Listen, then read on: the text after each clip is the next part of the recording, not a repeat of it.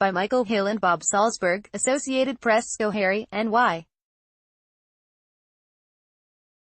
AP, the site of a devastating accident that killed 2 pedestrians and 18 occupants of a limousine headed to a birthday party, including 4 sisters, is a known danger spot that has long worried locals, according to a manager of the store that sits at the intersection where the accident happened.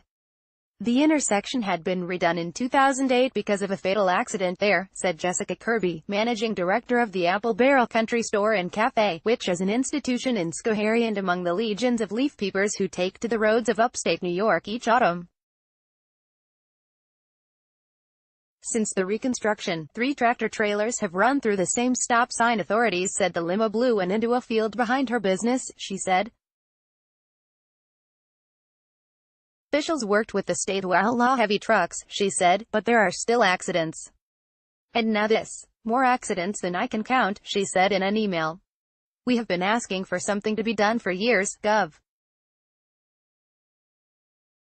Andrew Cuomo released a statement Sunday saying he has directed state agencies to provide every resource necessary to aid in this investigation and determine what led to this tragedy. Autopsies were being performed. Authorities didn't say whether the limo occupants were wearing seatbelts or give the speed of the limo. Relatives said the limousine was carrying 4 sisters and their friends to a 30th birthday celebration for the youngest. They did the responsible thing, getting a limo so they wouldn't have to drive anywhere, their aunt, Barbara Douglas, said Sunday. She did not want to name them publicly but added, they were wonderful girls. Do anything for you, and they were very close to each other and they loved their family. Valerie Abeling, the aunt of victim Aaron Vertucci, said her 34-year-old niece and her niece's new husband, 30-year-old Shane McGowan, were victims. She was a beautiful, sweet soul. He was, too. They were very sweet. Abeling said. They were 2 very young, beautiful people, who had everything going for them. The 2001 Ford Excursion limousine was traveling southwest on Route 30 in Schoharie, about 170 miles north of New York City when it failed to stop at a T-junction with State Route 30A, state police said. It went across the road and hit an unoccupied SUV parked at the Apple Barrel Country Store and 2 pedestrians. The crash appeared to be the deadliest land vehicle accident in the U.S. since a bus ferrying nursing home patients away from Hurricane Rita caught fire in Texas 2005, killing 23. And it is the deadliest transportation accident overall since February 2009, when a plane crash near Buffalo, New York, killed 50 people, said Robert Sumwalt, chairman of the National Transportation Safety Board, which is investigating.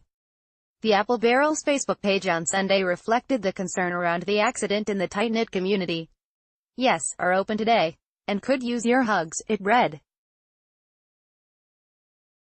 We are doing our best to cope and grieve. We are a big family at the Apple Barrel, and part of the bigger family of Schoharie. We cope by being together. And that is why we are open. There were just 12 crashes involving large limos in the 5 years for which the agency has released statistics, according to the National Highway Traffic Safety Administration. 12 people were killed in limo crashes in that span, 2012 through 2016. Over the same period, 171,508 people were killed in 157,451 crashes involving all types of vehicles. There was no information Sunday on the limousine, its origin or its integrity. But safety issues on such vehicles have arisen before, notably after a wreck on Long Island in July 2015 in which 4 women were killed. They were in a Lincoln Town car that had been cut apart and rebuilt in a stretch configuration to accommodate more passengers. The limousine was trying to make a U-turn and was struck by a pickup. A grand jury found that vehicles converted into stretch limousines often don't have safety measures including side impact airbags, reinforced rollover protection bars and accessible emergency exits.